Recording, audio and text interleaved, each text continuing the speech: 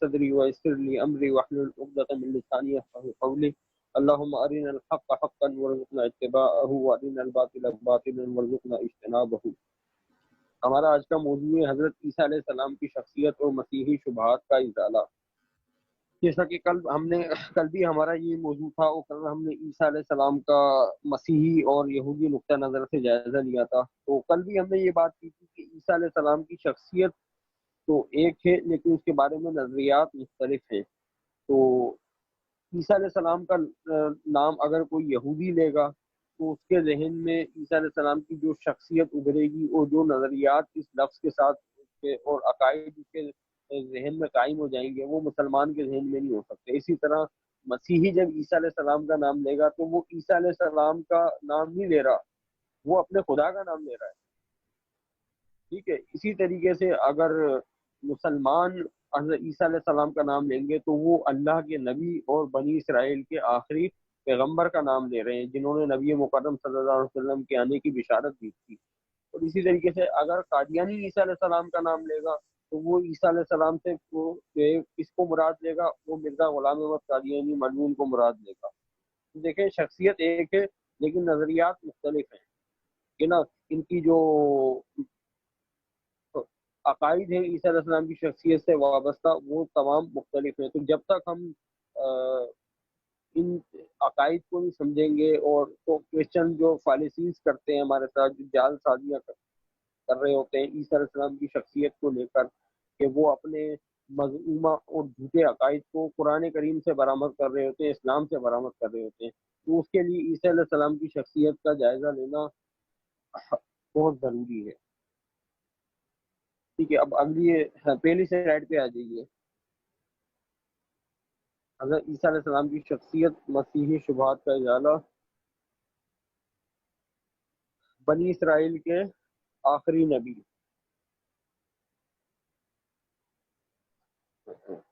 اس روایات کے مطابق اور مسیحی روایات کے مطابق بھی عیسیٰ علیہ السلام بنی اسرائیل کے آخری نبی ہیں، اور ان کے بعد بنی اسرائیل کے اندر کوئی نبی برپا نہیں ہوا۔ لیکن یہ جو عقیدہ ہے ہمارا، یہ صرف اہل اسلام کا عقیدہ ہے۔ اچھا، بائبل کے اندر اسی طریقے سے لکھا ہے کہ عیسیٰ علیہ السلام کو جب عیسائیوں نے رد کر دیا، یہودیوں نے، تو انہوں نے فرمایا کہ خدا کی بادشاہت تم سے لے لی جائے گی اور اس قوم کو دی جائے گی جو اس کے موافق اللہ ہے۔ یعنی خدا کی بادشاہت سے مراد خدا کے انعامات، خدا کے فضل جو تمہارے اوپر اللہ تعالیٰ نے کیے ہیں، وہ تم سے اب اللہ تعالیٰ لے لے گا کفران نعمت کی وجہ سے، اور یہ پھل جو ہے دوسری قوم کو دیے جائیں گے، یہ ذمہ داری دوسری قوم کو دی جائے گی۔ اب نبوت جو تھی وہ بھی بنی اسرائیل کا ایک اعزاز تھا، اور سینکڑوں ہزاروں انبیاء کرام علیہ السلام ان کے اندر وارد ہوئے۔ تو اللہ تعالیٰ نے جب انہوں نے عیسیٰ مسیح علیہ السلام کا انکار کیا یہودیوں نے، تو اللہ تعالیٰ نے نبوت کو ان سے طلب کر لیا، تو عیسیٰ علیہ السلام بنی اسرائیل کے آخری نبی ہوئے۔ لیکن مسیحی حضرات ان کو آخری نبی نہیں مانتے۔ بھائی دیکھیں، نبی وہ ہوتا ہے جو خبر دے آنے والے وقت کی، اور وہ جو ہے الہام سے پا کے آگے باتیں بتائے۔ لیکن مسیحیوں کے نزدیک تو پولوس کو بھی، انہوں نے پولوس کی باتوں کو بھی الہام کا درجہ دے رکھا ہے، اور دوسرے رسولوں کی، اور متی، لوکا، مرکز، یوحنا وغیرہ، ان کو بھی جو ہے وہ ان کی باتوں کو بھی انہوں نے خدا کا کلام قرار دے رکھا ہے۔ تو ظاہر سی بات ہے یہ ان کو جو ہے بال واسطہ نبی نہیں مانتے، بلا واسطہ نبی نہیں مانتے، لیکن بال واسطہ نبی مانتے ہیں کہ یہ ان کی کلام کو خدا کا کلام سمجھتے ہیں۔ تو پھر دوسری بات یہ کہ ہم نے پہلے لیکچر میں بھی یہ بات آپ کے سامنے عرض کی تھی کہ عیسائیوں کے اندر آج بھی نبوت ہے، اور بھی جو ہے ان کا ایک عہدہ بھی ہوتا ہے، ان کے اندر نبی ہوتے ہیں جو مختلف نبوتیں کر رہے ہوتے ہیں۔ اور اس کی مثال میں نے دی تھی ہمارے سابقہ پادری دوست شیخ عبداللہ صاحب، جو اپنے وقت میں مسیحیوں کے نبی رہ چکے ہیں، پھر اللہ تعالیٰ نے ان کو ایمان کی دولت دے دی۔ تو ان کے اندر ختم نبوت کا اور آخری نبی ہونے کا کوئی تصور نہیں ہے، بلکہ یہ خالصتاً جو ہے کہ یہ اسلام کا تصور ہے کہ وہ بنی اسرائیل کے آخری نبی تھے۔ اسی طریقے سے بی بی مریم علیہ السلام کے فرزند ہیں عیسیٰ علیہ السلام، لیکن یہ بات دنیا کی تمام کتابوں میں صرف قرآن کریم ہے جو ان کو मुक़द्दसा मरियम अलैहिस्सलाम का बेटा करार देता है। बाकी कल हमने यहूदियों के घिनौने और झूठे इल्ज़ामात के बारे में पढ़ लिया था, और खुद बाइबल के अंदर जो है ईसा अलैहिस्सलाम का बाप मौजूद है, और पूरा का पूरा नसबनामा उनका उनके बाप से चल रहा है, यूसुफ नज्जार से। अगरचे ईसाई यहाँ पे भी मुख्तलिफ धोखाधड़ी करते हैं और उसको जो है नसबनामे के अंदर मुख्तलिफ तावीलें निकालते हैं कि मरियम का है, दूसरा जो है वो जो यूसुफ का है। तो जब हम नसबनामे के ऊपर कभी हमारा सेशन हुआ तो इंशाल्लाह हम इस पर गुफ्तगू कर लेंगे। तो लेकिन इंजील के मुताबिक ईसा अलैहिस्सलाम बीवी मुकद्दसा मरियम के फर्जंद नहीं है, बल्कि वो यूसुफ नज्जार के बेटे हैं। और इंजील के अंदर लोग भी, जो उनके मुआसिर लोग थे, वो भी ईसा अलैहिस्सलाम को यूसुफ नज्जार का बेटा समझते थे। तो ये तो सिर्फ पूरी दुनिया के अंदर वाहिद कुरान करीम है जो ईसा अलैहिस्सलाम की असल शख्सियत को बयान करता है कि वो मुकद्दसा मरियम के बेटे थे, और उनकी जो विलादत हुई थी वो एक मौजूदाना तरीके से हुई, और उनकी जो विलादत के हवाले से है उस पर भी हम अभी इंशाल्लाह गुफ्तगू करेंगे। ठीक है। इसी तरीके से अल्लाह तबारक व तआला ने ईसा अलैहिस्सलाम को एक किताब भी दी थी, जिस किताब का नाम इंजील था।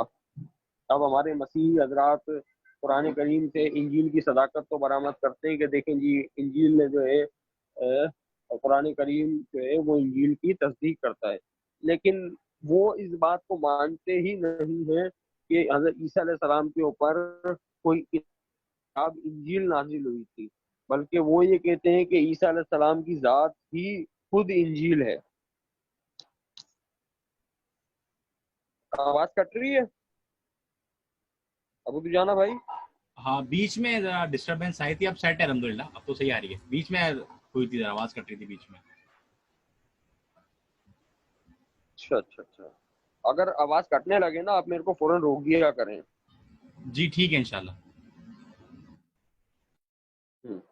तो ईसा अलैहिस्सलाम के ऊपर मसीही हजरात के मुताबिक कोई किताब नाजिल हुई ही नहीं थी, और ना ही उन्होंने किसी को किताब लिखने का हुक्म दिया था। तो मसीही हजरात कुरान करीम से इस झूठी किताब इंजील की सदाकत बरामद कर रहे होते हैं, यानी वो पौलुस के खतों को इंजील का नाम दे रहे हैं। अब पौलुस के खतों का इंजील से क्या ताल्लुक, और उस इंजील से जिसकी बात कुरान पाक कर रहा है। तो मसीही ये तो नहीं मानते कि ईसा अलैहिस्सलाम पे इंजील नाजिल हुई थी, जबकि कुरान पाक वाज़ेह तौर पे बताता है कि हमने ईसा अलैहिस्सलाम पे इंजील नामी एक किताब नाजिल की थी। लेकिन कोई भी ईसाई इसके ऊपर ईमान नहीं रखता कि ईसा अलैहिस्सलाम पे कोई इंजील नाजिल हुई थी। तो लिहाजा ये जो इंजील पेश करते हैं, ये ईसा अलैहिस्सलाम का नाम लेकर एक गलत किताब को हमारे गले में डालने की कोशिश कर रहे होते हैं, और उसकी सदाकत जो है ये कुरान से बरामद कर रहे होते हैं कि देखिए जी, कुरान इंजील की तस्दीक करता है। भाई कुरान पाक उस इंजील की तस्दीक करता है जो ईसा अलैहिस्सलाम पे नाजिल हुई थी। आप तो नुज़ूल के कायल ही नहीं है। जब आपके नजदीक जो है इंजील नाजिल ही नहीं हुई, तो फिर कुरान आपकी इंजील को कोई जानता है जिसको आप इंजील बना के हमारे गले में डाल रहे हैं। और भी दूसरी बात ये, एक बात ये भी है कि कुरान जो है वो इंजील की बात करता है, जबकि ईसाइयों के पास अनाजील है, यानी 4 इंजीलें इन्होंने मान रखी हैं। अपोक्रिफा के अंदर तो गैर दर्जनों इंजीलें हैं, लेकिन 4 इंजीलें इलामी मानते हैं। अब अगर ये कहते हैं कि भाई कुरान इंजील की तस्दीक करता है, तो आप हमें ये बताएं कुरान ने कौन सी इंजील की तस्दीक की है? मत्ती की इंजील की तस्दीक की है, लूका की इंजील की तस्दीक की है, मरकस की इंजील की तस्दीक की है, या यूहन्ना की इंजील की तस्दीक की है? अब वो कहते हैं कि नहीं जी, ये जो 27 किताबें हैं जो जिसमें पौलुस के खतूत हैं, और ये सब मिल मिला के ये किताब इंजील है। तो भाई कुरान तो उसको जानता ही नहीं है, इस इंजील को। पौलुस के खतों का इंजील से क्या वास्ता, जबकि खुद मोतद भी कलाम मुकद्दस के अंदर ये बात वाज़ेह तौर पे लिखी हुई है कि पौलुस ने जब ये खत लिखे थे, और खुद इंजील नवीसों ने जब ये इंजीलें लिखी थी, तो वो इनको इल्हामी समझते ही नहीं थे। वो तो ये समझते थे कि हम जो है किसी आम तहरीर लिख रहे हैं। हत्ता कि जो कातिब इसकी नकल तैयार कर रहे होते थे, वो भी इसको असल नहीं समझते थे कि ये कोई इल्हामी नविश्ते हैं। भाई सवाल जो है आखिर में कीजिएगा, मुजाहिद भाई, सवाल आखिर में कीजिएगा। तो ये इंजील की बात क्लियर हो गई, ठीक है। इसी तरीके से ईसा अलैहिस्सलाम की मौजूदाना पैदाइश। अच्छा, ये जो वाकया है मौजूदाना पैदाइश का, ये बहुत ایک زبردست واقعہ ہے، لیکن عیسائیوں نے اس کو لے کے سب سے زیادہ جو ہے مسلمانوں کو گمراہ کیا ہے اور جھوٹ پھیلایا ہے۔ دیکھیں ابھی اس کے بارے میں ہے تو بڑا تفصیلی موضوع ہے، جب ہم ولادت مسیح کے حوالے سے سیشن کریں گے تو اس کے اندر ہم اس پہ بالکل تفصیل سے بات کریں گے۔ تو یہاں پہ ہم تھوڑا اختصار کے ساتھ بات کر لیتے ہیں، ٹھیک ہے؟ دیکھیں عیسیٰ علیہ السلام کی جو پیدائش ہے وہ ہے تو معجزانہ پیدائش، لیکن وہ ایسا بھی معجزہ نہیں ہے کہ دنیا میں اس کی مثال ہی نہیں ملتی ہو۔ حضرت عیسیٰ علیہ السلام کی پیدائش سے بھی بڑھ کے جو اللہ تعالیٰ کا معجزہ ہے وہ حضرت آدم علیہ السلام کی پیدائش ہے، کہ نہ باپ ہے نہ ماں ہے اور آدم علیہ السلام کو پیدا کر دیا۔ یہی بات جو ہے قرآن کریم بیان کرتا ہے کہ جب وہ کسی چیز کا ارادہ کرتا ہے تو وہ کہتا ہے کہ ہونا، پس وہ ہو جاتی ہے۔ اچھا، اب یہاں پہ ایک بات ہمیں یہ سمجھ لینی چاہیے کہ اللہ تعالیٰ کا ایک ارادہ ہوتا ہے، ایک اس کی عادت ہوتی ہے اور ایک اس کی قدرت ہوتی ہے۔ تو یہ تینوں مختلف امور ہیں، ٹھیک ہے؟ تو ہم نے ابھی اللہ تعالیٰ کے ارادے کا بارے میں پڑھا کہ جب وہ کسی چیز کا ارادہ کرتا ہے تو وہ ہو جاتی ہے۔ اور دوسری ہوتی ہے اللہ تعالیٰ کی عادت۔ اللہ تعالیٰ کی عادت، پھر اللہ تعالیٰ کی جو عادتیں ہیں وہ بھی دو ہیں، ایک عادت عام ہے، ایک عادت خاص ہے۔ جیسے اللہ تعالیٰ کی عام عادت یہ ہے کہ چاند جو ہے روشنی دیتا ہے، گھٹتا جاتا ہے، بڑھتا جاتا ہے، یہ اللہ تعالیٰ کی عام عادت ہے، اور زمین کے تمام لوگ اس بات کا نظارہ کر رہے ہوتے ہیں۔ لیکن جب اللہ تعالیٰ کسی خاص بندے کے ساتھ معاملہ فرماتا ہے نا، تو وہ اپنی عادت خاص کے ساتھ معاملہ فرماتا ہے، کہ اللہ کے نبی اشارہ کرتا ہے چاند کے دو ٹکڑے ہو جاتے ہیں، ٹھیک ہے؟ پہاڑ ہے، انتہائی سخت ترین چٹانیں ہوتی ہیں، یہ کوئی انسان اس کو جو ہے اوزار کے بغیر کھود نہیں سکتا، یہ اللہ کی عام عادت ہے۔ اللہ نے پہاڑ کو جو ہے اس حساب سے بنایا ہے، لیکن جب وقت کا نبی اشارہ کرتا ہے تو پہاڑ میں سے جو ہے پہاڑ کے ٹکڑے ہو جاتے ہیں اور اس میں سے اونٹنی نکل کے آ جاتی ہے، یعنی مردہ میں سے اللہ نے زندہ چیز نکال دیتا ہے۔ تو یہ اللہ کی عادت خاص ہے، اور یہ عادت خاص جو ہے یہ اللہ کے خاص بندوں کے ساتھ ہی اللہ تعالیٰ ایسے معاملے کرتا ہے۔ تو حضرت آدم علیہ السلام حضرت عیسیٰ علیہ السلام کے ساتھ جو معاملہ ہے وہ بھی اللہ تعالیٰ کی عادت خاص ہے۔ اچھا، اب یہ عادت خاص جو ہے یہ صرف عیسیٰ علیہ السلام کے ساتھ خاص نہیں ہے، بلکہ اور بھی اس طرح کی موزانہ پیدائشیں دنیا کے اندر موجود ہیں۔ خود قرآن کریم میں اور بائبل کے اندر بھی ایسی مثالیں موجود ہیں۔ اب دیکھیں اس بات کو سمجھنے کے لیے ہمیں انجیل لوکا کا اسلوب بیان سمجھنا ہوگا۔ انجیل لوکا پہلے حضرت یوحنا استباغی حضرت یحییٰ علیہ السلام کی پیدائش کا ذکر کرتی ہے، اور پھر حضرت عیسیٰ علیہ السلام کی پیدائش کا ذکر کرتی ہے۔ اچھا، اب لوکا نے حضرت یحییٰ علیہ السلام کی پیدائش کا کیوں ذکر کیا وہ مسئلہ الگ ہے، کیونکہ اس میں ایلیا کا مسئلہ آنا تھا، جو ایلیا نبی نے آنا تھا مسیح سے پہلے، تو اس لیے اس نے حضرت یوحنا استباغی کو عیسیٰ بنانے کے لیے اس نے جو ہے ان کی پیدائش کا ذکر کر دیا۔ لیکن جو انجیل یوحنا کا اسلوب ہے کم و بیش یہی اسلوب ہمیں قرآن پاک کے اندر بھی ملتا ہے،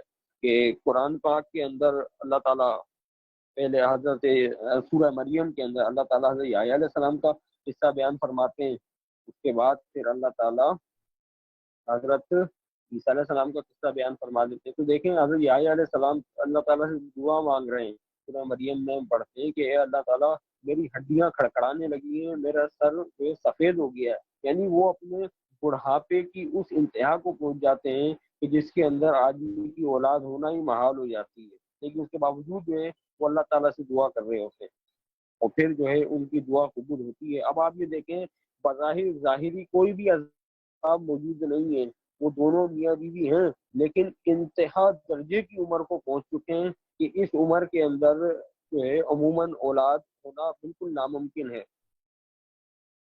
یعنی کوئی ایسا اسباب نظر نہیں آتا کہ اولاد ہو جائے، لیکن اللہ کے حکم سے اولاد ہو جاتی ہے۔ ٹھیک ہے، اسی طریقے سے حضرت ابراہیم علیہ السلام کا واقعہ ہے کہ جب فرشتے آ کے ان کو بشارت دیتے ہیں اولاد کی، 99 سال حضرت ابراہیم علیہ السلام کی عمر ہے، اور ان کی جو زوجہ محترمہ ہیں ان کی عمر بھی کم و بیش 90 کے قریب ہے، تو جب ابراہیم علیہ السلام کو بشارت دی جا رہی ہے تو ان کی اہلیہ جو ہے وہ ہنسنے لگتی ہے کہ یہ کیسی بات ہے کہ میں تو انتہا درجے کی بوڑھی ہوں اور میں جو میرا شوہر جو ہے یہ بھی بوڑھا ہے، وہ اولاد کیسے ہوگی؟ تو فرشتے کہتے ہیں بس اللہ کا حکم ہو جائے گی، ہو گئی۔ تو یہ اللہ تعالیٰ کی عادت خاص ہے جو وہ اپنے خاص بندوں کے ساتھ کرتا ہے۔ دیکھیں حضرت ابراہیم علیہ السلام اللہ کے بہت بڑے پیغمبر ہیں، ان کی جو زوجہ محترمہ ہے وہ بھی اللہ تعالیٰ کی بہت بڑی ولیہ عورت تھی، لیکن اس کے باوجود جو ہے 100 سال عمر ہو گئی حضرت ابراہیم علیہ السلام کی، 99 سال عمر ہو گئی، وہ اولاد نہیں ہوئی، یعنی حضرت اسحاق علیہ السلام کی پیدائش نہیں ہوئی۔ خود حضرت اسماعیل علیہ السلام کی پیدائش 86 سال کی عمر کے اندر ہوئی ہے، یعنی انتہا درجے کا بڑھاپا، جہاں پہ انسان جو ہے اولاد کی وجہ سے بالکل نا امید ہو جاتا ہے، اس وقت ہو رہی ہے۔ دیکھیں، اور یہ جو اللہ تعالیٰ کی عادت خاص ہے کہ میاں بیوی بھی موجود ہیں لیکن اولاد نہیں ہو رہی، حتیٰ کہ اس وہاں پہ وہ پہنچ جاتے ہیں کہ یہاں پہ اولاد ہونا ناممکن ہوتا ہے، لیکن تب اللہ تعالیٰ اولاد دے دیتا ہے۔ اس طرح کی اور بھی 5-6 مثالیں اور بھی موجود ہیں، لیکن ہمارے پاس وقت بہت کم ہے، تو لہٰذا میں اس کے اوپر جو ہے زیادہ تفصیل سے گفتگو نہیں کروں گا ابھی۔ تو جب ہم عیسیٰ علیہ السلام کی پیدائش کے اوپر سیشن کریں گے تو انشاءاللہ اس میں ہم تفصیل سے بات کر لیں گے۔ دیکھیں، اللہ تعالیٰ نے حضرت ابراہیم علیہ السلام کے ساتھ بھی اپنی عادت خاص کا معاملہ فرمایا، حضرت یحییٰ علیہ السلام کے ساتھ بھی معاملہ فرمایا، اور حضرت عیسیٰ علیہ السلام کے ساتھ بھی معاملہ فرمایا۔ اب دیکھیں قرآن پاک حضرت یحییٰ علیہ السلام کا جو پہلے واقعہ، مداخلت کی معذرت، ساتھی ذرا آواز کٹنے کی شکایت کر رہے ہیں۔ جی آواز کٹ رہی ہے؟ ارے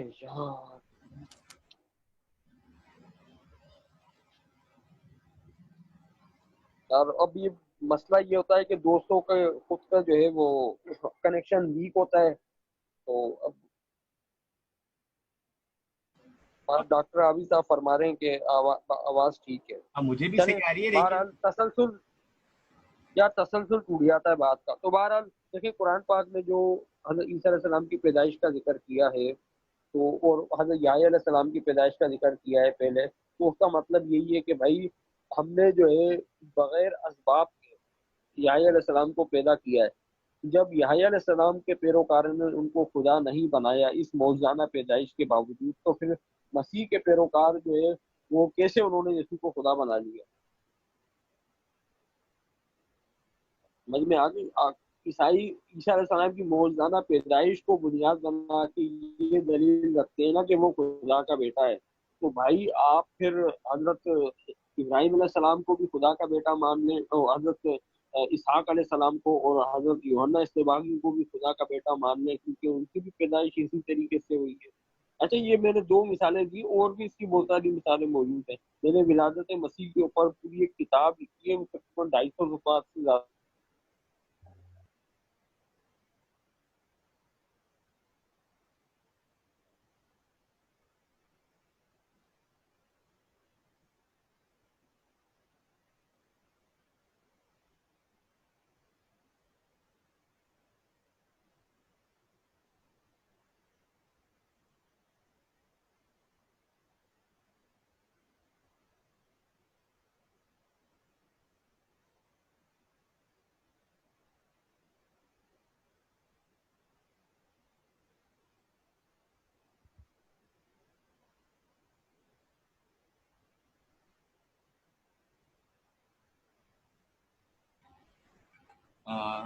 عبداللہ غازی صاحب، آواز جو ہے وہ بالکل ہی چلی گئی ہے۔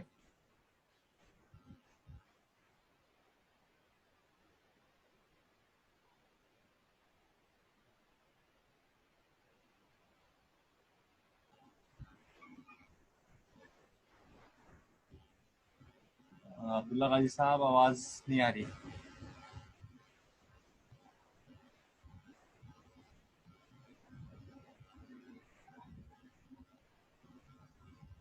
عبداللہ غازی صاحب لیفٹ ہو گئے میرے خیال سے، شاید نیٹ ورک پرابلم کی وجہ سے۔ ہاں جی، آواز آ رہی ہے اب؟ ہاں جی، اب کلیئر آ رہی ہے، بیچ میں آواز بالکل غائب ہو گئی۔ ارے یار، کیا بات کہاں تک ہو گئی تھی؟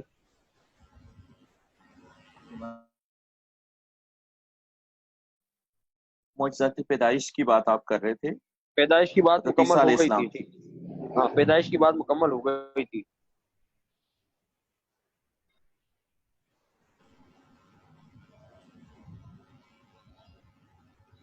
आवाज आ रही है अब? जी अब बिल्कुल आवाज आ रही है, आप पैदाइश से आगे जो है वो गुफ्तगू करें। हाँ, अब आप ये इस स्लाइड पे खोलिए ना, अब ये अगली वाली स्लाइड पे जाएं आप। जी जी बिल्कुल बिल्कुल।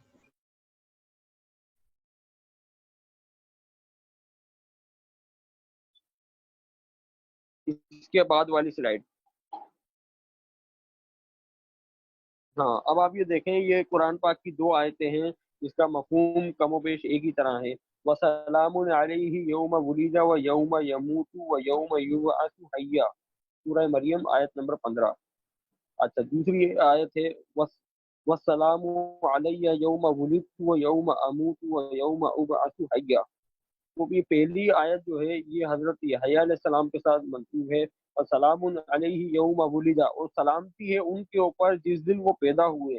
और यौम यमूतु, और जिस दिन उनकी वफात हुई। और यौम युबअसु हय्या, और सलामती है उस दिन पे जिस दिन उनको दोबारा जिंदा किया जाएगा। ठीक है, इसी तरीके से यही कलाम जो है ये हजरत ईसा अलैहिस्सलाम भी फरमाते हैं सूरह मरियम के अंदर। वस्सलामु अलैया यौम वुलिदतु, सलामती है मुझ पर जिस दिन मैं पैदा हुआ। व यौम अमूतु, और जिस दिन मुझे मौत आएगी। व यौम उबअसु हय्या, और जिस दिन मैं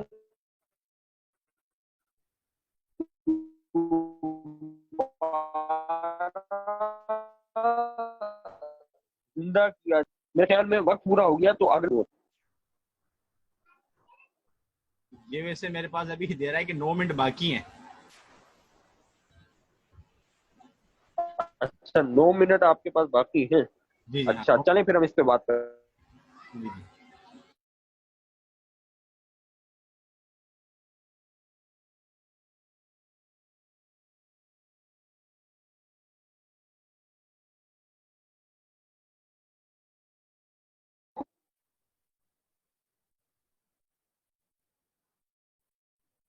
आवाज आ रही है? आवाज अब आइए, गायब हो गई थी एकदम। आवाज आ रही है? हाँ अब आ रही है, क्लियर आ रही है बिल्कुल। अबू दुजाना भाई? हाँ जी जी अब आवाज बिल्कुल क्लियर आ रही है, तमाम साथी भी कह रहे हैं आवाज आ रही है। तो शुरू करेंगे, दोनों आयतें आपने पढ़ ली थी, इनका मफहूम जरा बता देते अबू ना। दुजाना भाई? इनका आवाज जो है वो आ रही हेलो? है, आवाज आ रही है।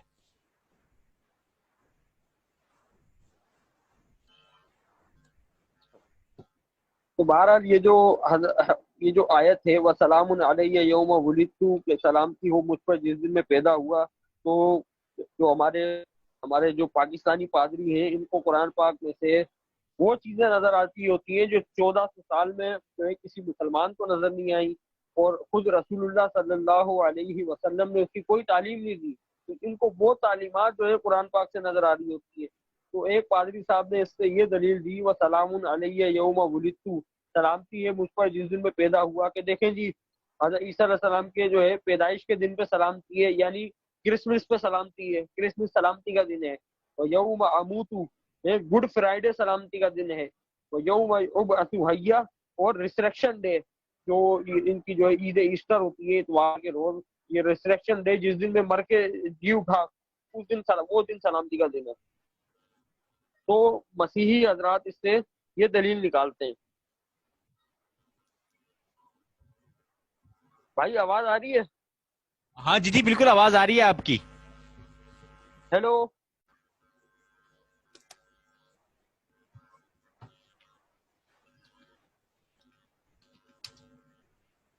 अच्छा ठीक है जी। हाँ, अबू दुजाना भाई मेरे ख्याल में ऑन नहीं है, तो आप साथी लिख के बता दीजिए करें बस, ठीक है।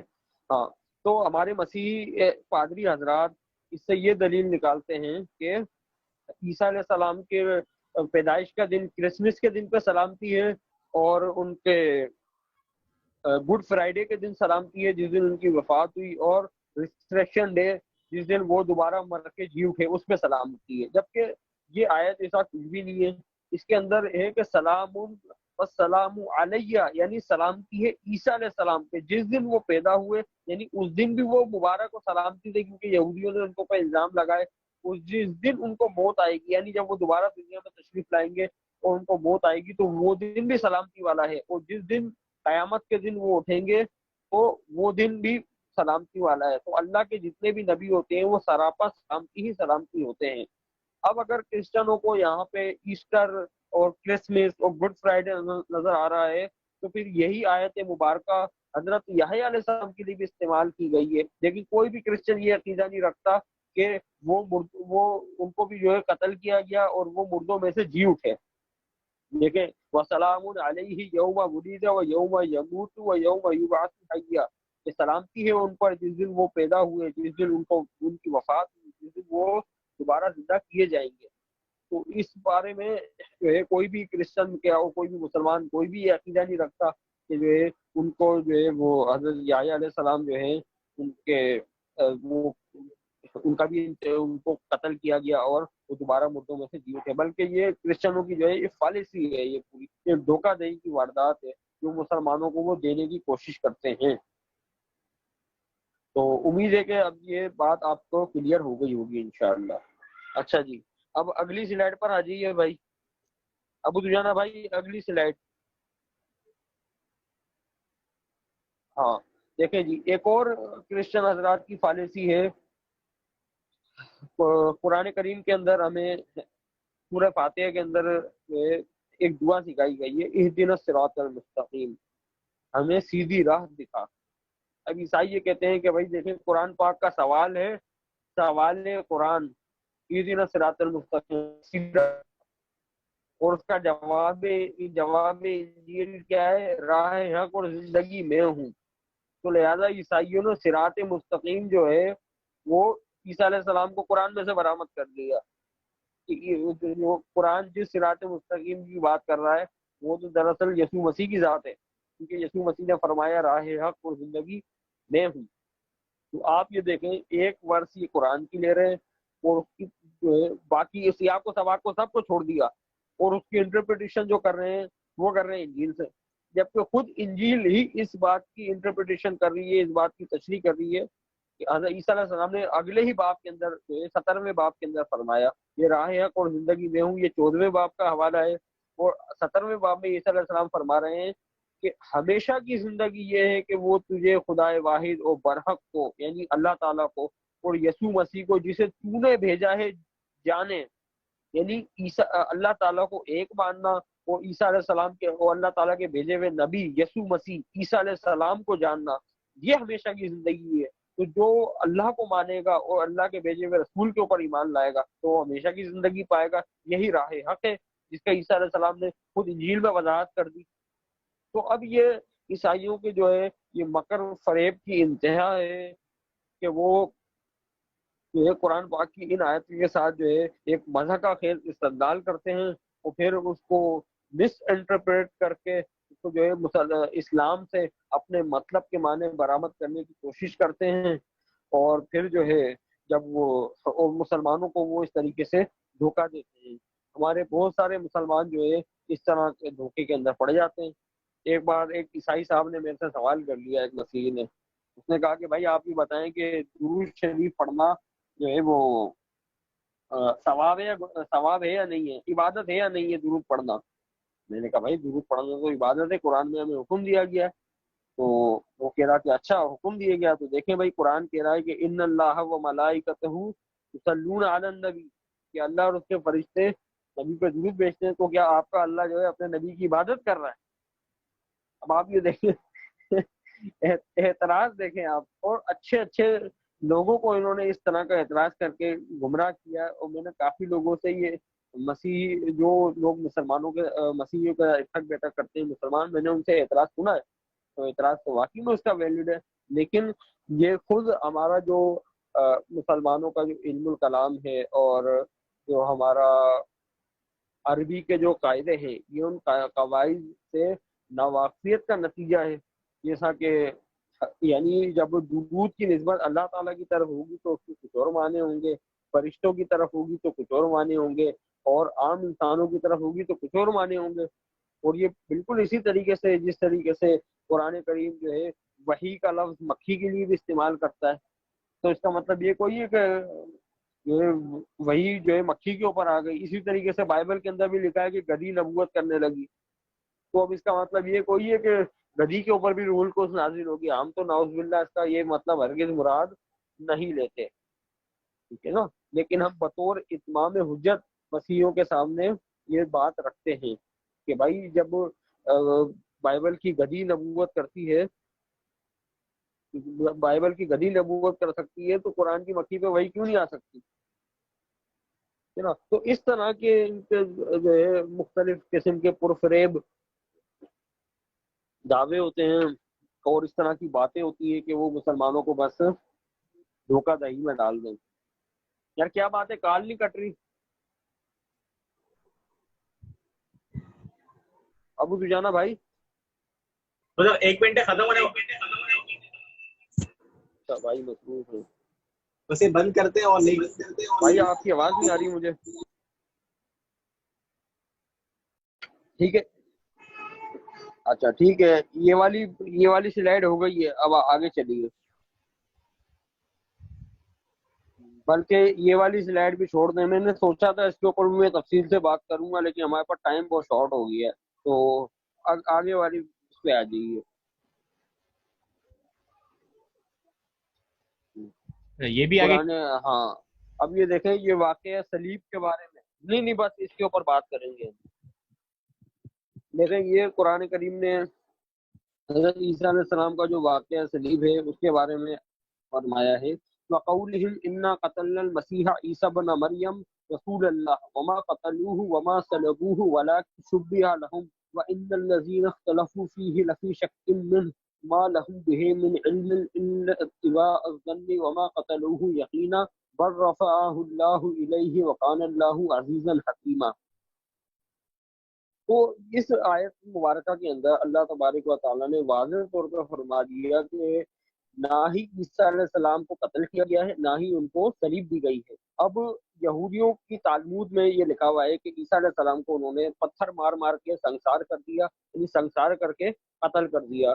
تو قتل سے مراد یہودیوں کے اس الزام کا رد ہے. وما قتلوہ, اور انہوں نے ان کو سنسار کر کے بھی قتل نہیں کیا بلکہ کسی بھی طریقے سے قتل نہیں کیا. وما صلبوہ, پہلا وما قتلوہ کہہ کے قرآن پاک نے یہودیوں کے دعوے کا رد کر دیا, اور وما صلبوہ کہہ کے عیسائیوں کے دعوے کا رد کر دیا کہ عیسائیوں میں جو صلیب مسیح کا پورا افسانہ لکھا ہوا ہے اس کا رد کر دیا کہ بھائی ایسا کچھ بھی نہیں ہوا, بلکہ اللہ تعالیٰ نے تو ان کو اپنے پاس آسمان پہ اٹھا لیا. ولیکن شبیہ لہم, اور یہ معاملہ ان کے لیے مشتبہ ہو گیا. اب دیکھیں اتنا بڑا اس بات کے اندر, اس واقعے کے اندر اشتباہ ہے کہ عیسائیوں کا ایک بہت بڑا گروہ کہتا ہے کہ صلیب کا دن بدھ کا دن تھا, اور اکثر عیسائیوں کی جو میجورٹی ہے وہ یہ کہتی ہے کہ صلیب کا دن جمعے کا دن تھا. تو دیکھیں دن کا تعین ختم ہو گیا. اچھا ایک بات یہ ہو گئی. دوسری بات, واقعہ صلیب کے متعلق چاروں انجیلوں میں بے انتہا واقعاتی تضاد موجود ہے. اس کے علاوہ اور بھی بہت ساری واقعہ صلیب کے اندر جو ہے اختلافات ہیں, اور بہت سارے اس کے اندر جو ہے کنٹریڈکشن ہے, جس کی وجہ سے اس واقعے کی صداقت انتہائی مشکوک ہے. بلکہ خود اناجیل کی صداقت مشکوک ہے. تو جب اناجیل مشکوک ہو گئی تو اس کے اندر جو مٹیریل ہے وہ کہاں سے مستند رہا, اور اس کے اوپر بہت زیادہ گفتگو ہو سکتی ہے. ٹھیک ہے, کیونکہ میرا ایم فل کا تھیسس بھی اسی کے اوپر ہے, لیکن اس کے اوپر میں اختصار سے ساتھ گفتگو کرنا چاہ رہا ہوں. تو مسیح اور قرآن پاک یہ فرما رہا ہے کہ جو لوگ اس بارے میں گفتگو کر رہے ہیں عیسیٰ علیہ السلام کے واقعہ صلیب کے بارے میں, تو ان کے پاس صرف شک ہے, حقیقی علم ان کے پاس نہیں ہے. وما قتلوہ یقینا, اور انہوں نے ہرگز ان کو قتل نہیں کیا بلکہ ان کو تو اللہ نے اپنے پاس اٹھا لیا. وہ عیسیٰ علیہ السلام کو اللہ تعالیٰ نے اپنے پاس اٹھا لیا. اچھا, عیسیٰ علیہ السلام کا جو رفع الی السما ہے یہ خود اناجیل سے بھی ثابت نہیں ہے. میرے خیال میں آگے میں نے کسی سلائیڈ میں اس کا حوالہ دیا ہے. جی ہاں, آگے آ جائے گی اس کے اوپر بات. چلیں ٹھیک ہے, اگلی سلائیڈ پر آ جائیے بھائی. لقد کفر الذین قالوا ان اللہ هو المسیح ابن مریم, تو یقیناً کفر کیا ان لوگوں نے جنہوں نے کہا کہ مسیح ابن مریم ہی خدا ہے. اب آپ یہ دیکھیں کہ قرآن پاک یہودیوں کے مقابلے میں نصارہ کی تعریف کرتا ہے اور کہتا ہے کہ ان کے اندر رہبان لوگ ہیں، ان کے اندر بہت اللہ والے لوگ ہیں. یہ قرآن پاک نے نصارہ کو جو ہے گمراہ تو کہا ہے لیکن ان کی تعریف بھی کی ہے. ٹھیک ہے، لیکن قرآن پاک ان نصارہ کی جو ہے تعریف کرتا ہے جن کے پاس عیسیٰ علیہ السلام کی حقیقی انجیل موجود تھی. جیسا کہ ہم نے گزشتہ کلاس کے اندر بھی بات کی تھی کہ جیسے نجاشی بادشاہ تھا، تو جب اس کے سامنے سورہ مریم پڑھی گئی تو روتے روتے اس کی داڑھی بھیگ گئی. کیوں؟ کیونکہ وہ کلام حق کو پہچان گیا تھا کہ بھائی یہ تو وہی کلام ہے جو مسیح ابن مریم کی معرفت ہمیں دیا گیا تھا، اور آج وہی کلام جو ہے وہی الہامی لہجے کے اندر وہی ہمیں سنایا جا رہا ہے. تو وہ پہچان گیا حق. تو وہ نصارہ جو جن کے پاس نبی مکرم صلی اللہ علیہ وسلم کی آمد کی واضح طور پہ پیش گوئیاں موجود تھی، جن کے بارے میں قرآن پاک فرماتا ہے کہ یعرفونہ کما یعرفون ابناءہم، کہ یہ تو اس نبی کو ایسے جانتے ہیں جیسے کہ اپنی سگی اولاد کو جانتے ہیں. تو ان کو قرآن پاک نے اہل کتاب کہا ہے کہ یہ لوگ اہل کتاب ہیں. لیکن وہ عیسائی جو تثلیثی ہیں، جو عیسیٰ علیہ السلام کو مجسم خدا مانتے ہیں، جو عیسیٰ علیہ السلام کو خدا کا بیٹا مانتے ہیں، جو عیسیٰ علیہ السلام کو جو ہے الوہی ہستی مانتے ہیں، تو ان کے بارے میں قرآن کا فتویٰ ہے کہ یہ لوگ کافر ہیں. یہ اہل کتاب نہیں ہے بلکہ یہ کیا ہیں؟ یہ کافر ہیں. لقد کفر الذین قالوا ان اللہ هو المسیح ابن مریم.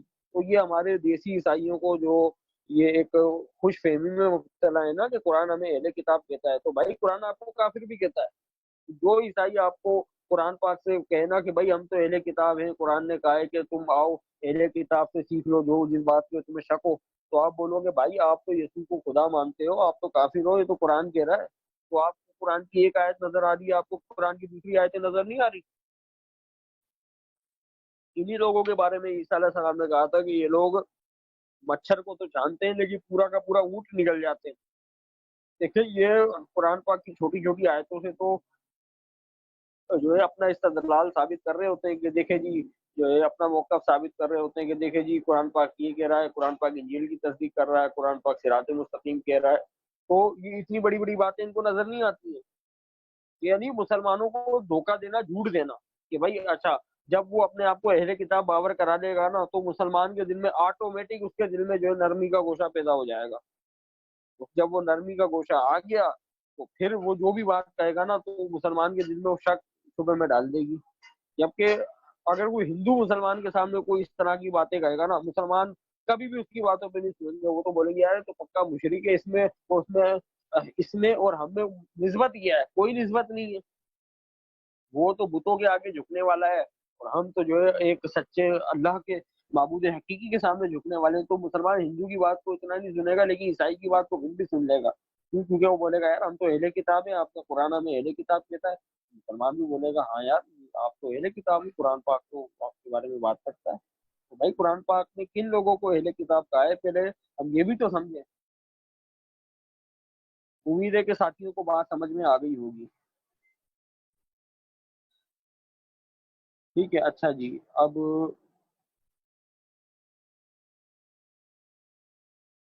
چلیں اس کے اوپر تھوڑی سی اور بات کر لیتے ہیں. اب آپ آگے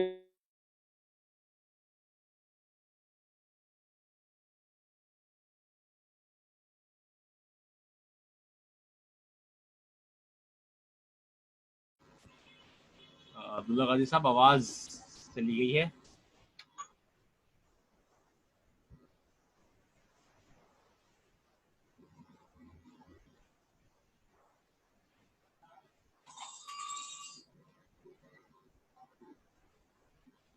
عبداللہ غازی صاحب آواز جو ہے وہ نہیں آ رہی.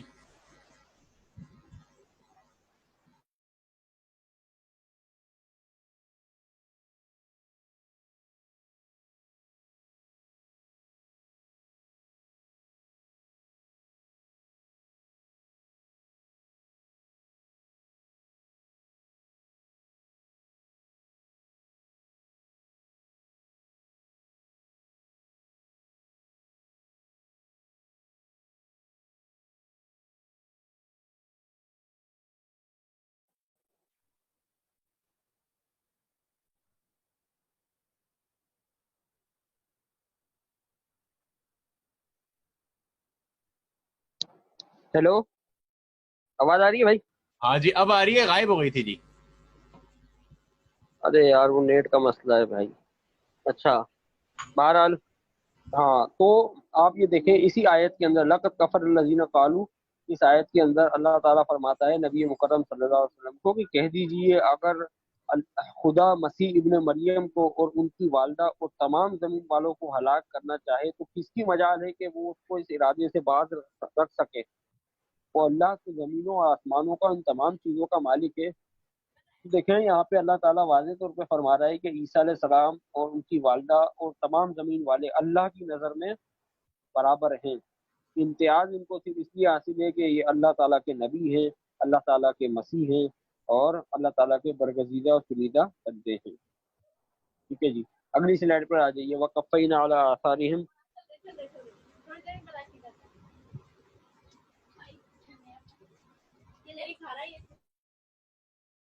हाँ वक़फ़, और हमने इन पैगंबरों के बाद मरियम के बेटे ईसा को भेजा, तौरात में से जो कुछ उसके सामने मौजूद था वो उसकी तस्दीक करने वाला था, और हमने उसको इंजील अता की, इसमें रहनुमाई और हिदायत थी।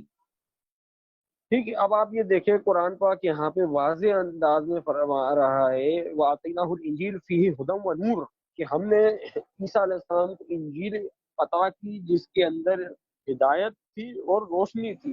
तब ईसाई कहते हैं कि भाई देखें कुरान पाक कहता है इंजील में नूर और हिदायत है और आप इंजील को मुहर्रफ कहते हो। तो भाई आप पहले ये तो बताओ यीशु पे कौन सी इंजील नाजिल हुई थी, फिर हम बताएंगे कि जो है उस इंजील में कहाँ है नूर और हिदायत। ये तो पोलूस के खतूत को हमसे इंजील मनवाना तो हम क्यों माने भाई। ना सिर्फ पोलूस के खतूत बल्कि पोलूस के शागिर्दों के खतों को भी और जो पोलूस के शागिर्दों की लिखी हुई इंजीलों को हमारे सामने करके पेश कर रहे हैं कि भाई ये खुदा का कलाम है, ये आप कबूल कर लो। हम क्यों कबूल करें इसको खुदा का कलाम। और खुद चर्च ये बात कहता है कि जब ये किताबें लिखी गई तो इंजील नवीस इसको इलामी समझते ही नहीं थे। तो जब चर्च इस बात का मानने वाला है तो ये हमसे क्यों मनवा रहे हैं भाई। यानी झूठ बोल के जो है लोगों को हलाकत का फर्जंद बनाना। इन्हीं लोगों के बारे में इंजील में कहा गया है कि ये लोग खुशकियों तरीका दौरा करके लोगों को शागिर्द बनाते हैं और फिर उनको शागिर्द बना के अपने से दुगना हलाकत का फर्जंद बना देते हैं।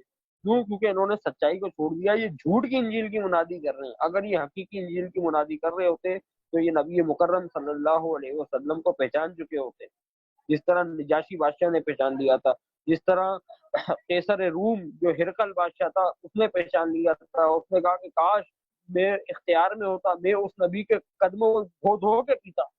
वो उससे भी हक और सच्चाई बिल्कुल वाज़ेह हो गई थी, लेकिन अल्लाह ने उसको हिदायत नहीं दी। हज़रत सलमान फारसी जो है दुनिया की खाक छानते हुए जो है कहाँ से जो है कहाँ पहुंचे। फारिस से चले थे, फिर लोगों ने गुलाम बना के भेज दिया, फिर एक अरसा दराज तक ईसाई राहिब के पास रहे, फिर उसने इनको कहा कि भाई तुम बुजुर्गों वाली सरजमीन की तरफ जाओ, तो वहां पे तुम्हें जो है एक नबी आने वाला है जिसके बारे में तौरात में और इंजील के अंदर बशारत दी गई थी, तो तुम वहां पे चले आओ। और ये बात उस ईसाई पादरी ने अपने बिस्तर मर्ग के ऊपर उनको कही थी बतौर वसीयत, तो ये मदीना चले गए।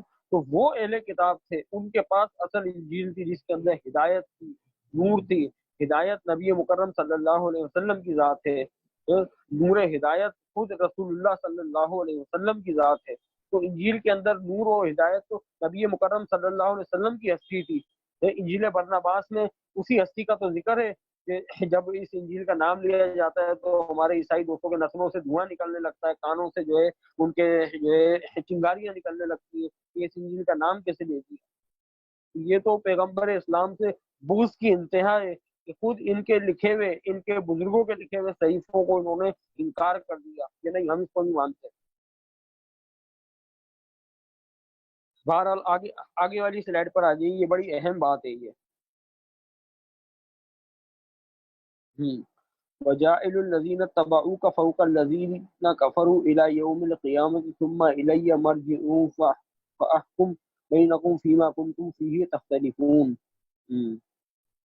और अब देखें यहाँ पे अल्लाह तबारक व तआला ईसा अलैहिस्सलातु वस्सलाम को फरमा रहा है कि तेरी पैरवी करने वालों को क़यामत तक मैं उन लोगों पर गालिब रखूंगा जिन्होंने तेरा इनकार किया है, और फिर आखिर में तुम सब मेरे पास आओगे। तो यानी قرآن پاک یہاں پہ یہ فرما رہا ہے کہ عیسیٰ علیہ السلام کی پیروی کرنے والے ان کے منکرین کے اوپر غالب رہیں گے۔ اب دیکھیں عیسائی اس بات سے بھی جو ہے مسلمانوں کو بہت بڑا دھوکہ دیتے ہیں اور جھوٹ بولتے ہیں۔ عیسائی یہ کہتے ہیں کہ بھائی دیکھیں ہم مسیح کے پیروکار ہیں، ہم عیسیٰ کے۔ اچھا یہ ایک اور بات یہاں پہ وضاحت کی رہ گئی، میں مختصر سی وضاحت کر دوں۔ بہت سارے عیسائی پاکستان کمیونٹی کے اندر ایسے ہیں جو کہتے ہیں کہ ہم عیسیٰ کو جانتے ہی نہیں ہیں، ہم تو جو ہے یسوع کو جانتے ہیں، قرآن کا عیسیٰ الگ ہے، بائبل کا یسوع الگ ہے، ٹھیک ہے۔ یعنی قرآن پاک کے لفظ سے جو ہے آپ ان کے بغض کی انتہا دیکھیں کہ عرب کرسچن جو ہیں، جو سیرین چرچ کے فالوورز ہیں، وہ عیسیٰ لفظ استعمال کرتے ہیں، یسوع بھی استعمال کرتے ہیں، لیکن عیسیٰ استعمال کرتے ہیں، ان کو کوئی تکلیف نہیں ہے عیسیٰ لفظ سے۔ تو پاکستانی عیسائیوں کو قرآن پاک سے اس قدر جو ہے تکلیف ہے کہ یہ کہتے ہیں کہ ہم عیسیٰ کو پہچانتے ہی نہیں ہے۔ اب آپ اس سے اندازہ لگا دیں کہ ہم عیسیٰ علیہ السلام کی مناسبت سے ان کو عیسائی کہتے ہیں، تو انہوں نے قومی اسمبلی میں بل پاس کرایا کہ ہمیں عیسائی نہیں کہا جائے بلکہ ہمیں جو ہے مسیحی کہا جائے۔ تو اب اندازہ لگا، حالانکہ مسیحی تو وہ لقب ہے جو انطاکیہ کے لوگوں نے ان کو بطور حقارت، بطور تحقیر کے دیا تھا، تو ان کو وہ لفظ جو ان کو بطور گالی دیا گیا تھا وہ تو ان کو قبول ہے، لیکن وہ لفظ جو بطور تکریم، بطور اعزاز، بطور احترام ان کو دیا گیا تھا، اس کا نام آتے ہی جو ہے ان کی آنکھیں لال ہو جاتی ہے۔ کیتھولک کلیسیا کی بحثی تعلیم، یہ کیتھولک چرچ نے کتاب شائع کی تھی، یہ 1914 میں جو ہے Punjab religious society, Punjab books, اس طریقے سے نام ہے، بہرحال اس کا ہم PDF آپ کو مہیا کر دیں گے۔ تو یہ کیتھولک کلیسیا کی بحثی تعلیم، اس کے صفحہ نمبر 5 کے اوپر واضح طور پر لکھا ہوا ہے کہ عیسائی کا لقب ان لوگوں کے لیے خاص ہے جو عیسیٰ علیہ السلام کی یا ہمارے خداوند یسوع مسیح کی تمام تعلیمات کے اوپر عمل پیرا ہیں اور صدق کے دل سے اس پہ عمل کرتے ہیں۔ تو عیسائی کے لفظ کو آج سے 100 سال پہلے ہمارے پاکستانی عیسائی دوستوں کے جو آبا و اجداد تھے وہ تو اس کو ایک محترم اور مکرم لفظ سمجھتے تھے، لیکن ہمارے پاکستانی عیسائی اس کو اپنے لیے ایک گالی سمجھتے ہیں۔ تو بہرحال یہ تو ایک مختصر سی وضاحت تھی۔ تو آپ یہ دیکھیں ہمارے جو پاکستانی عیسائی دوست ہیں وہ یہ کہتے ہیں کہ بھائی دیکھیں ہم عیسیٰ علیہ السلام کے پیروکار ہیں اور اللہ تعالیٰ نے ہمیں قیامت تک جو ہے نا منکرین مسیح کے اوپر غلبہ دیا ہے۔ تو آپ یہ تو بات آپ کا قرآن کہتا ہے۔ اب سوال یہ ہے عیسیٰ علیہ السلام کا سچا پیروکار کون ہے؟ عیسیٰ علیہ السلام نے انجیل کے اندر بھی اور قرآن پاک بھی اس بات کی خبر دیتا ہے کہ عیسیٰ علیہ السلام نے نبی مکرم صلی اللہ علیہ وسلم کی آمد کی پیش گوئی دی تھی، تو عیسائی اس کو نہیں مانتے اور اس میں تعویلات نکالتے ہیں۔ تو یہ عیسیٰ علیہ السلام کے پیروکار کیسے ہوئے؟ پھر عیسیٰ علیہ السلام نے توحید کی تعلیم دی، عیسائی تثلیث کو مانتے ہیں۔ عیسیٰ علیہ السلام نے شریعت پہ عمل کرنے کی تعلیم دی۔ عیسیٰ علیہ السلام نے فرمایا جو کوئی ان چھوٹے میں سے چھوٹے حکم کو پورا کرے گا وہ خدا کی بادشاہت میں سب سے بڑا کہلائے گا۔ لیکن عیسائی کہتے ہیں کہ مسیح ہمارے لیے، پولس کے لکھتا ہے کہ مسیح ہمارے لیے لعنتی بنا، اس نے ہمیں شریعت کی لعنت سے چھڑا دیا۔ تو پولس نے پوری کی پوری شریعت کو لعنتی قرار دے دیا۔ پھر اس نے کہا کہ جو شریعت کے اعمال پہ تکیہ کرتے ہیں وہ لعنت کے مستحق ہیں، یعنی جو شریعت کے اعمال سے جو ہے نجات چاہتا ہے تو وہ در حقیقت وہ لعنتی ہے پولس کے مطابق۔ اور پولس کے ان باتوں کو عیسائی خدا کا کلام سمجھ کے من و عن مانتے ہیں، تو لہٰذا یہ عیسیٰ علیہ السلام کی تعلیمات کے بالکل 180 ڈگری کے اوپر کھڑے ہوئے ہیں۔ عیسیٰ علیہ السلام نے خود کو ابن آدم کہا، خود کو خدا کا بھیجا ہوا کہا، لیکن عیسائی خود کو جو ہے عیسیٰ علیہ السلام کو ابن خدا کہتے ہیں، جبکہ عیسیٰ علیہ السلام اپنے آپ کو ابن آدم کہتے رہے۔ عیسیٰ علیہ السلام خود کو خدا کا بھیجا ہوا کہتے ہیں، جبکہ یہ عیسیٰ علیہ السلام کو خود خدا کہتے ہیں۔ تو یہ کیسے عیسیٰ علیہ السلام کے پیروکار ہو گئے؟ یہ تو صرف چند موٹی موٹی باتیں ہیں، وگرنہ پورا اس کے اوپر جو ہے 1 گھنٹے کی ہم گفتگو کر سکتے ہیں کہ عیسیٰ علیہ السلام کی کون کون سی باتوں کو نہیں مانتے یہ، اور ہم مسلمان کیسے عیسیٰ علیہ السلام کے فالوورز ہیں، ہم اس کے اوپر بھی گفتگو کر سکتے ہیں، ٹھیک ہے۔ تو یہاں پہ ایک اس کی تاریخی گواہی بھی یہ ہے کہ دیکھیں جب اسلام آیا، نبی مکرم صلی اللہ علیہ وسلم نے جو ہے اسلام کا جو ہے اعلان کیا، تو جو ہے مسلمانوں کی تعداد کم تھی، لیکن وقت کے ساتھ ساتھ تھوڑی بڑھتی گئی، لیکن اس کے باوجود کرسچنز کی تعداد اور جو رومن امپائر تھا اس وقت کی سپر پاور تھی۔ ایک پرشین امپائر تھا، رومن امپائر تھا۔ پھر قرآن پاک نے جو ہے وہ سورہ روم کے اندر فرمایا کہ جو ہے وہ رومی غالب آ جائیں گے، تو یہ لوگ جو ہے پھر فارسیوں کے اوپر غالب آ گئے، تو پھر پرشین امپائر ختم ہو گئے اور Roman empire as a power باقی رہا۔ تو رومن امپائر جو تھا یہ یورپ کے اندر تو تھا ہی تھا، لیکن اس کے علاوہ یہ تمام یہ جو فلسطین کا علاقہ ان کے پاس تھا، اور یہ پورا کا پورا ملک شام ان کے پاس تھا، عراق کا بہت بڑا علاقہ ان کے پاس تھا، مصر کے بہت سارے علاقے ان کے پاس تھے، یعنی یہ پورا کا پورا ایک دیو ہیکل سلطنت تھی یہ۔ لیکن جب اسلام جو ہے بلاد عرب سے نکل کے پھیلا تو یہ عیسائیوں کی جتنی بھی مقبوضات تھی، یہ مصر ان کے ہاتھ سے چلا گیا، فلسطین ان کے ہاتھ سے چلا گیا، عراق ان کے ہاتھ سے چلا گیا، مسلمان ترکی تک پہنچ گئے، پورا کا پورا جو ہے شام کے اوپر ان کا کنٹرول ہو گیا۔ یعنی عیسائیوں کی جتنی بھی بہت بڑی جو مقبوضات تھی نا، وہ ساری کی ساری مسلمانوں کے قبضے میں آ گئی، مسلمان اسپین تک پہنچ گئے۔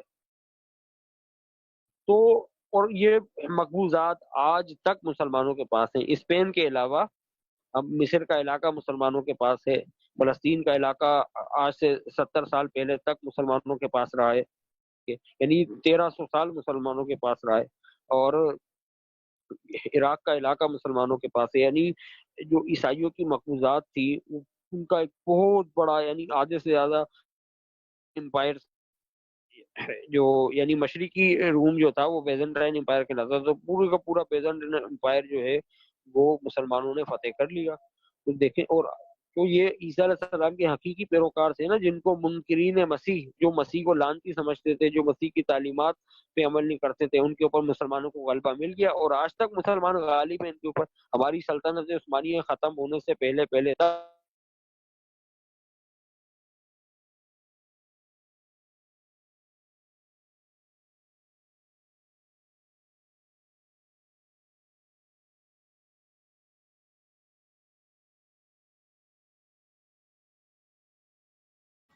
غازی صاحب آواز پھر معذرت کے ساتھ چلی گئی ہے، سلطنت عثمانیہ تک بات ہوئی تھی، آپ کی آواز اس کے بعد کٹ گئی ہے۔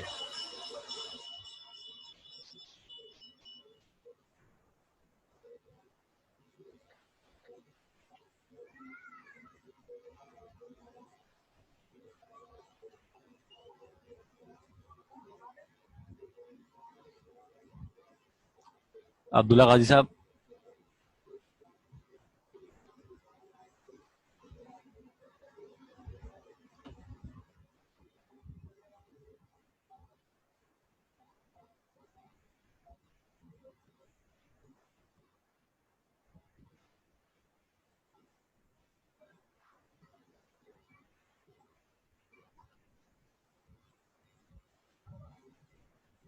ہاں جی بھائی، آواز آ رہی ہے؟ ہاں ہاں کٹ گئی تھی، اب آ رہی ہے ہیلو، آواز؟ ہاں اب آواز آ رہی ہے، سلطنت عثمانیہ تک بات۔ ہاں تو سلطنت عثمانیہ جو تھی، یہ ہماری جو خلافت ہے وہ یہ تقریباً 1300 سال تک رہی ہے، اور یہ ڈومیننٹ پاور کے اندر رہے ہیں یہ لوگ، اور جو ہے عیسائی ان سے ڈرتے تھے، جو عیسائی مذہب جو یورپ تک محدود ہو گیا تھا، یہ ان سے ڈرتا تھا۔ یہ تو پیرو پگنڈے کے زور پہ اور دھوکہ دہی کی اور غداروں کی وجہ سے جو ہے مسلمان جو ہے زوال کے اندر آ گئے، وغیرہ مسلمانوں نے جو ہے ایک آدھی سے زیادہ دنیا کے اوپر حکومت کی ہے۔ تو یہ جو ہے حضرت عیسیٰ علیہ السلام کے حقیقی پیروکاروں کا غلبہ ہی تو تھا منکرینوں کے اوپر۔ اور آج اگر مسلمانوں کے اوپر تھوڑا سا جو ہے تنزلی کا وقت ہے تو کوئی مسئلہ نہیں ہے اس کے اندر، آج جو ہے زوال کا وقت ہے، کل عروج کا وقت بھی آئے گا، اللہ کے وعدے مسلمانوں کے ساتھ ہیں، اور آج بھی مسلمان جو ہے وہ اگر اڑ جائیں کفر کے خلاف تو اللہ کے وہی وعدے ہیں، فضائے بدر پیدا کر فرشتے تیری نصرت کو اتر سکتے ہیں گردوں سے، قطار اندر قطار اب بھی، کوئی بس فضائے بدر کی ضرورت ہے مسلمانوں کو، اور فضائے بدر پیدا ہو گئی تو انشاءاللہ پھر وہی فرشتے اتریں گے جو عیسیٰ علیہ السلام کی سمنی کے باغ سے لے جانے کے لیے اترے تھے۔ انجیل لوکا میں بھی لکھا ہوا ہے، یہ میں اپنے پاس سے نہیں کہہ رہا۔ اچھا جی، اگلی سلائیڈ پہ آ جائیے، عیسیٰ علیہ السلام کی آمد ثانی۔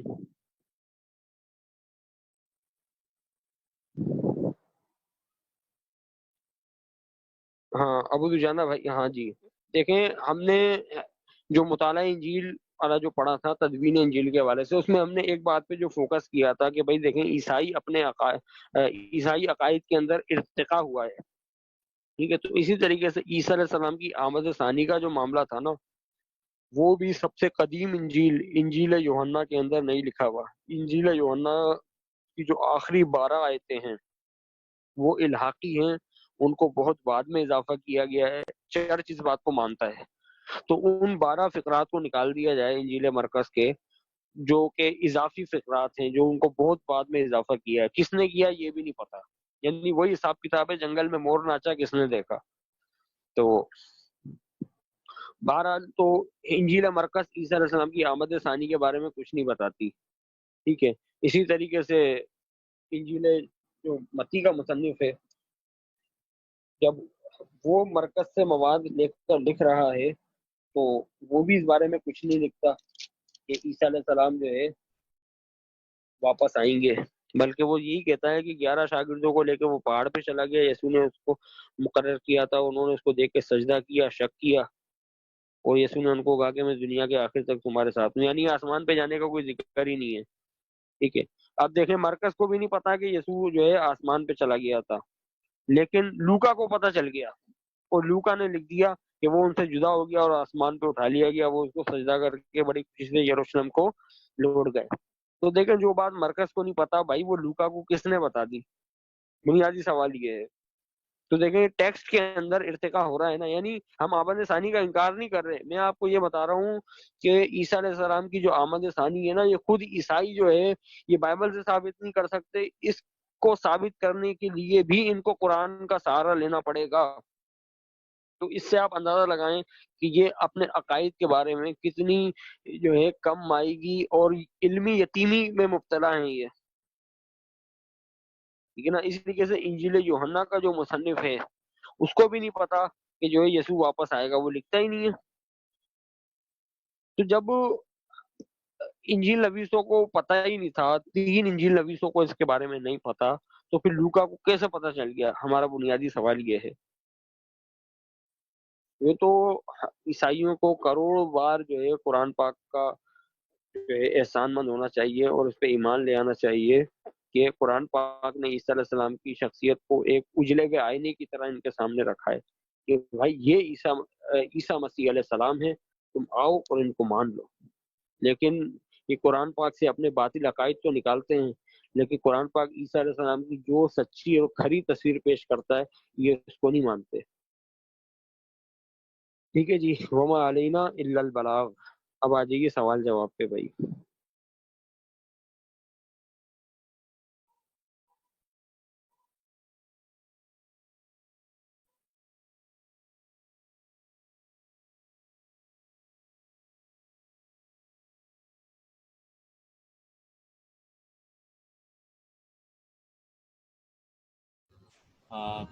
عبدالغنی صاحب پہلا سوال یہ ہے کہ ورش کی قرات میں سورہ حدید کی 23ویں آیت اور ہماری حفظ کی قرات میں 24 آیت بنتی ہے، اس میں آخری 4 الفاظ کا فرق ہے۔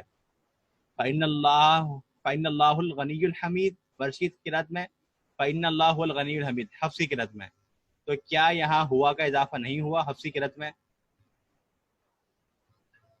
بھائی اگر وہ ہو بھی گیا تو اس سے مطالب و معانی کے اوپر کوئی فرق تو نہیں پڑ رہا نا۔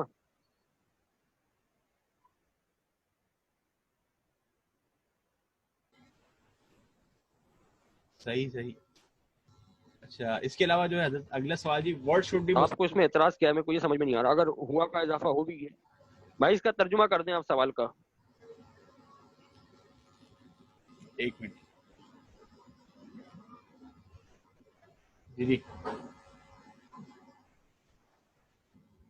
اچھا مسلمانوں کا موجودہ بائبل کے بارے میں کیا عقیدہ ہے؟ کیا یہ بالکل غلط ہے؟ ٹھیک ہے جی۔ اور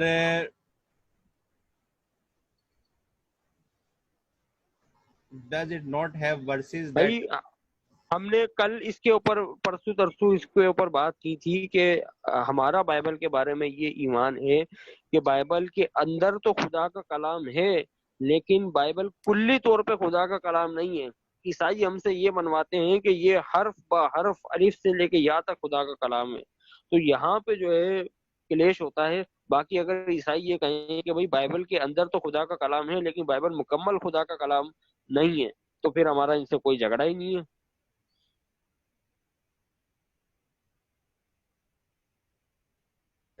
اچھا جی اس کے علاوہ اگلا سوال ہے کہ یہ بھی بتائیے گا کہ مسلمانوں کو ایسے عیسائیوں کے بارے میں کیا عقیدہ رکھنا چاہیے جو عیسیٰ علیہ السلام کو خدا مانتے ہیں؟ ان کو مسلمانوں کے بارے بھائی یہ تو علماء کرام سے آپ پوچھیے، ہم تو طالب علم آدمی ہیں. اور ان کے میں نے تو اوپر قرآن پاک کی آیت آپ کے سامنے پڑھ کے سنا دی نا، تو اب آپ قرآن پاک کی آیت سے آپ خود نتیجہ نکال لیجئے. اور دوسری بات یہ دیکھیے، اور آیت بھی جو ہے وہ نصوص میں سے اور ظاہر ہے. جی جی جی. اور دوسری بات آگے پوچھ رہے ہیں کہ کیا وہ اہل کتاب بالکل بھی نہیں ہے؟ اور اگر وہ اہل کتاب نہیں ہے تو کیا ان سے نکاح وغیرہ کا جو معاملات ہیں کیا وہ ہو سکتے ہیں؟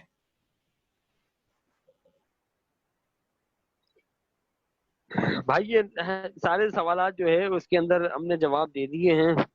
اب یہ کہ میں یہاں پہ کوئی بات کہوں گا پھر عیسائی اس کو لے کے نرسنگے بجائیں گے، جس طرح وہ آج بھی پوسٹ لگی ہوئی تھی، تو یہ ہم پرسنلی میں گفتگو کر لیں گے اس پہ.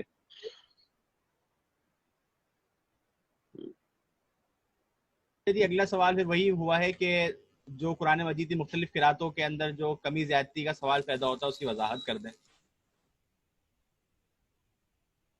بھائی یہ سوال جو ہے موضوع سے متعلقہ نہیں ہے، اگلے سوال پہ آئیے. اصل انجیل جو نازل ہوئی تھی کیا اس کا کہیں بھی وجود نہیں ہے؟ کیا یہودی اور عیسائیوں میں نازل شدہ انجیل کا کوئی تذکرہ نہیں ملتا؟ بھائی جان آپ نے پہلی کلاس لی تو پہلی کلاس میں ہم نے اس کے اوپر گفتگو کی تھی کہ عیسیٰ علیہ السلام کی جو اصل انجیل تھی وہ کیا تھی اور وہ کہاں چلی گئی. تو آپ پہلی کلاس پہلا جو ہمارا سیشن تھا اس کے اوپر آپ جو ہے وہ سن لیں اس کی ریکارڈنگ، تو انشاءاللہ آپ کو سوال کا جواب مل جائے گا. اگلا سوال جی، کیا ہم کہہ سکتے ہیں کہ موجودہ عیسائی تعلیمات فقط پولوس کے خطوط اور اس کے شاگردوں کی تعلیمات کا نام؟ جی ہاں بالکل سر، یہ ہم کہہ نہیں سکتے بلکہ در حقیقت ہے ہی ایسا. جزاک اللہ خیر. جی اگلا سوال جی، مرکز نے رفع آسمانی کا تذکرہ نہیں کیا تو بعد میں کلیسیا نے اس کو مرکز میں کس طرح شامل کر دیا؟ بھائی کلیسیا نے بہت سارے عقائد کو، یہ جو بائبل ہمارے سامنے، میں نے پہلے لیکچر والے دن بھی یہ بات کہی تھی کہ جو انجیلیں ہمارے سامنے اس وقت موجود ہیں نا، یہ اس صورت میں نہیں ہے جس صورت میں لکھی گئی تھی. یعنی لکھے جانے کے بعد بھی سینکڑوں مرتبہ اس کے اندر تحریفات ہوئی ہیں، تبدیلیاں ہوئی ہیں، اضافے ہوئے ہیں. اس کی مثالیں بھی ہم نے اس دن ڈسکس کی تھی کہ کن کن مقامات کے اوپر کیوں کیوں تحریفات کی گئی ہیں. تو چرچ نے کچھ اب یہ سوال، یہ مسئلہ یہ تھا کہ عیسائیوں کو کچھ تو جو ہے عیسیٰ علیہ السلام کے حوالے سے امید دلانی تھی نا، وگرنہ لوگ تو یہ سمجھتے تھے کہ عیسیٰ علیہ السلام کو جو ہے نعوذ باللہ لعنتی موت مار دیا انہوں نے صلیب کے اوپر لٹکا کر. تو پھر انہوں نے کہا کہ بھائی لوگوں کو جو ہے عیسیٰ علیہ السلام کی طرف بلانے کے لیے بالخصوص جزاک اللہ خیر. یہودیوں کو، تو انہوں نے یہ عقیدہ، لیکن وہ واپس بھی آئیں گے. جزاک اللہ خیر. جی اگلا سوال جی یہ ہے کہ کیا حضرت عیسیٰ علیہ السلام کو موت سے پہلے نہیں اٹھایا گیا تھا، جبکہ قرآن میں ذکر ہے کہ مبارک وہ دن جب وہ پیدا ہوئے اور انہیں موت آئی اور جب وہ اٹھائے جائیں گے؟ جبکہ قرآن، یہ سوال ہے. سوال بھائی قرآن پاک نے یہاں پہ جو انہیں موت آئی، یعنی قرآن پاک نے یہاں پہ مضارع کا صیغہ استعمال کیا ہے جو مستقبل کے معنی میں ہوتا ہے، یعنی اس دن بھی وہ مبارک ہوں گے جس دن انہیں موت آئے گی. تو قرآن پاک تو واضح طور پر فرماتا ہے کہ ان کو نہ ہی موت آئی، نہ ہی ان کو قتل کیا، نہ ہی صلیب دی گئی، بلکہ ان کو اللہ تعالیٰ نے سیدھا سیدھا آسمان پر اٹھا لیا. اور اس بارے میں جو ہے وہ قدیم روایات بھی اس بارے میں ملتی ہیں کہ ان کو آسمان پہ اٹھا لیا گیا تھا. جیسے انجیل برنباس سے آپ اس میں دیکھ لیں تو اس کے آخری ابواب کے اندر آپ کو مل جائے گا کہ 4 فرشتے آئے اور عیسیٰ علیہ السلام کو کھڑکی سے نکال کے آسمان پر لے گئے. سوال سر، کیا حضرت عیسیٰ علیہ السلام کو قتل کے در پہ ہونے والے یعنی کوشش کرنے والے یہودی تھے یا عیسائی تھے؟ یہ کون لوگ تھے؟ بھائی یہ یہودی تھے، اور یہودیوں میں بھی ہم نے اس کے اوپر میرے خیال میں کل یا پرسوں بات بھی کی تھی کہ یہ وہ یہودی تھے جن کو، جن کی کرسی کو، جن کے منصب کو جو ہے عیسیٰ علیہ السلام کی وجہ سے خطرہ پیدا ہو گیا تھا، وہ عیسیٰ علیہ السلام کو راستے سے ہٹانا چاہ رہے تھے.